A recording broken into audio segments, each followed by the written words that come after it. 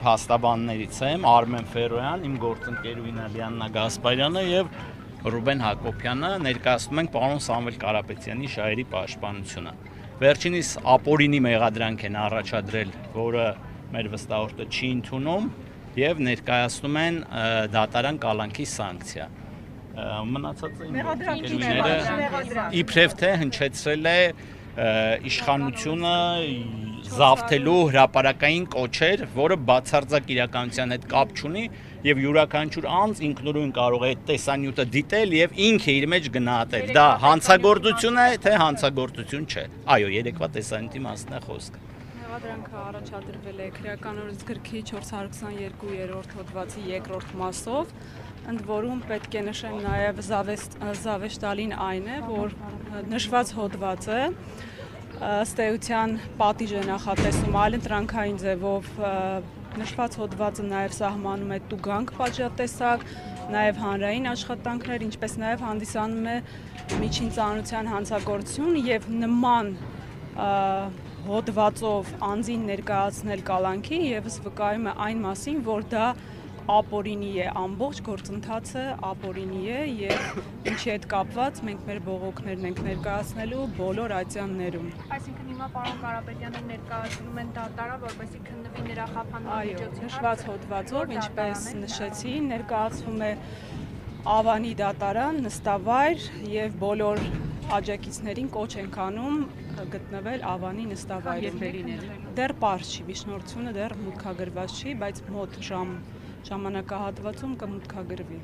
Քննիչը միջնորդել է, որ կալանավոր է Սամվել Կարապետյանը։ Այս պահին դեռևս միջնորդություն ներկայացված չէ դատարանում, բայց ունենք տեղեկություններ, որ նմանատիպ միջնորդություն ներկայացվելու է։ Դուք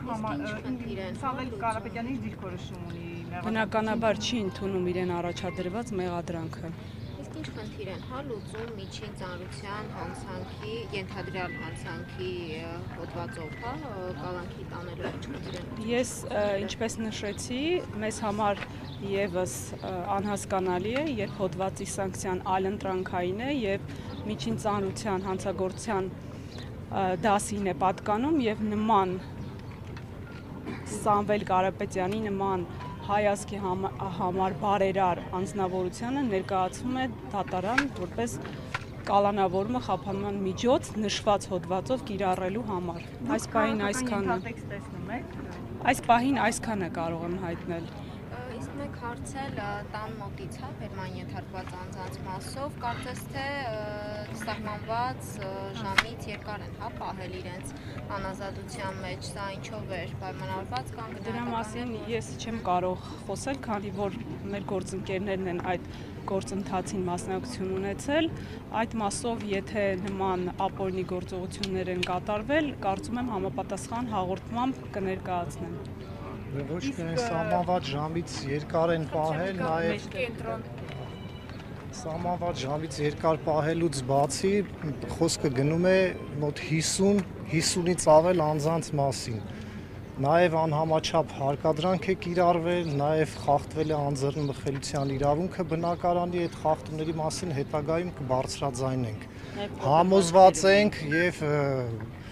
ընթացքում բոլորդ կհամոզվեք, որ եւ քրեական վարույթ նախաձեռնել է, եւ հարկադրանքի միջոց կիրառել է, եւ հանրային քրեական հետապնդում հարուցել է,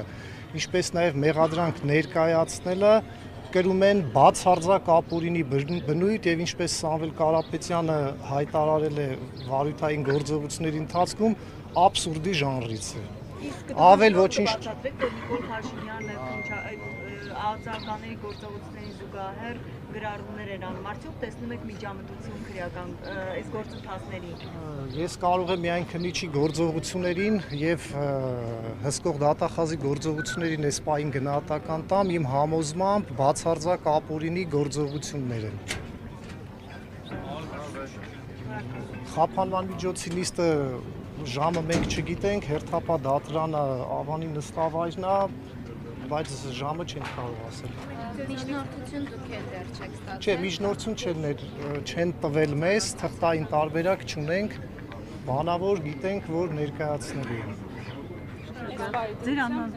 Փաստաբան Ռուբեն Հակոբյան, պաշտպան Ռուբեն Հակոբյան։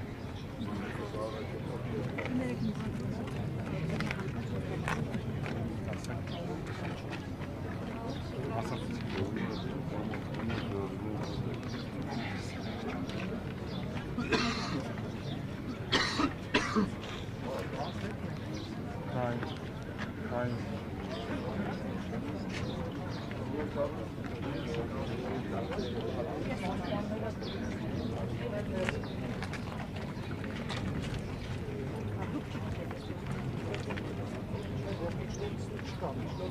է լինի մեզ ծանոթացնեն, որ ներկայացնի դատական։